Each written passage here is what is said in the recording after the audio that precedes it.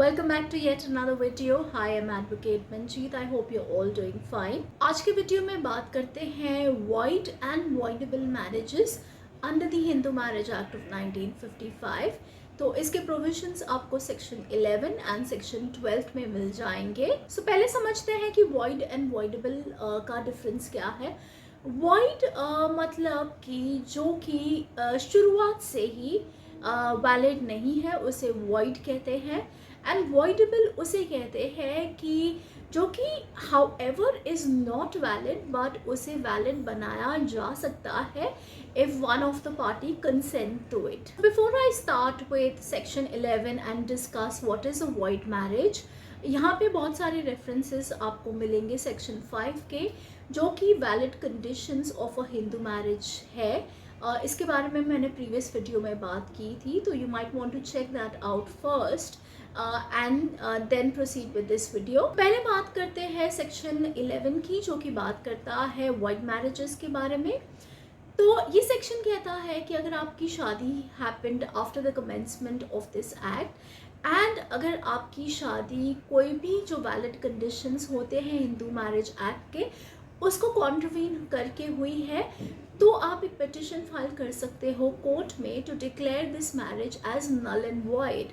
यानी कि if I have to explain in simpler terms, अगर आपकी शादी एक ऐसे इंसान से हुई है जिसकी पहले से ही शादी हो चुकी है and this marriage is not legal as per the Hindu Marriage Act itself, और अगर आपकी शादी एक ऐसे इंसान से हुई है जो कि आपसे रिलेटेड है, you both are related to each other and you are in a relation of degree of prohibited relationship, या अगर आपकी शादी ऐसी इंसान से हुई है who is related to you as a serpent, तो ये तीन सिचुएशंस में आप एक पिटिशन फाइल कर सकते हो कोर्ट में to declare this marriage as null and void. So now we come to section 12 of this act जो कि बात करता है वॉइडेबल मैरिजेस के बारे में.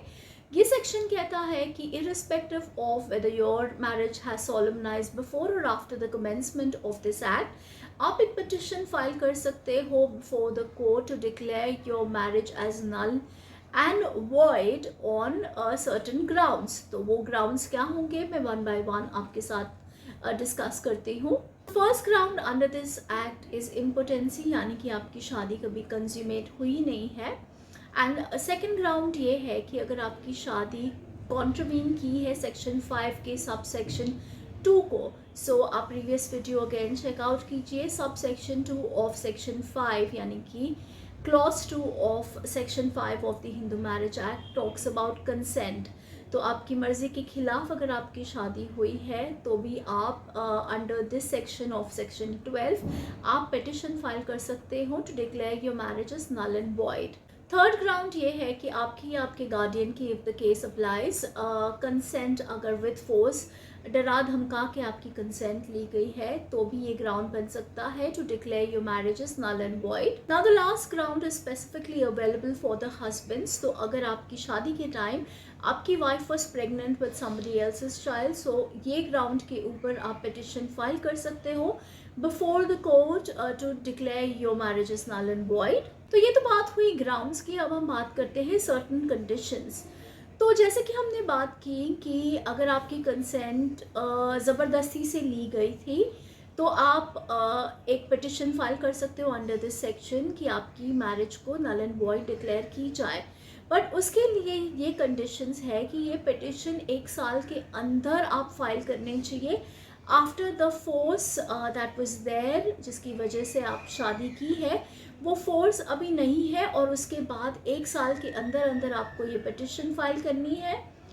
और अगर ये फोर्स नहीं है 1 साल के बाद भी फिर भी आप अपने पार्टनर के साथ अपनी कंसेंट के साथ रह रहे हो तो आप इस सेक्शन के अंडर नहीं फाइल कर सकते कोई भी petition to declare your marriage is null and void. And the last condition here is कि जैसे हमने बात की कि ये ग्राउंड अवेलेबल होता है हस्बैंड्स के पास में कि अगर आपकी शादी के टाइम आपकी वाइफ प्रेग्नेंट थी विद समबडी एल्सेस चाइल्ड, तो आप इस सेक्शन के अंदर पिटिशन फाइल कर सकते हैं to declare your marriage is null and void. ये आपको ग्राउंड तभी ही मिल सकता है अगर as husband you were not aware of this information at the time of your marriage। तो यानी कि अगर आप जब शादी कर रहे थे आपको ये नॉलेज नहीं थी कि आपकी wife is pregnant with somebody else's child, तो ही आप ये सेक्शन के अंडर पिटिशन फाइल कर सकते हैं। अगर आपको नॉलेज थी तो unfortunately this ground is not available to you. Second important condition under this is कि आपको ये जानकारी हुई है कि आपकी wife was pregnant with somebody else's child at the time of the marriage. इसके बावजूद आपने ये नॉलेज आने के बाद भी आपने you had a sexual relationship with your wife, then this ground is not available to you to file a petition under section 12 of the Hindu Marriage Act to declare your marriage is null and void. That's about section 11 and section 12 of the Hindu Marriage Act. And with that, I wrap up today's video. Do like, share and subscribe to my channel and leave comments in the comment section. And the next video would be on section 13 of the Hindu Marriage Act, and we will discuss about the grounds for divorce under the Hindu Marriage Act. So I'll see you all in my next video. Till then, keep learning.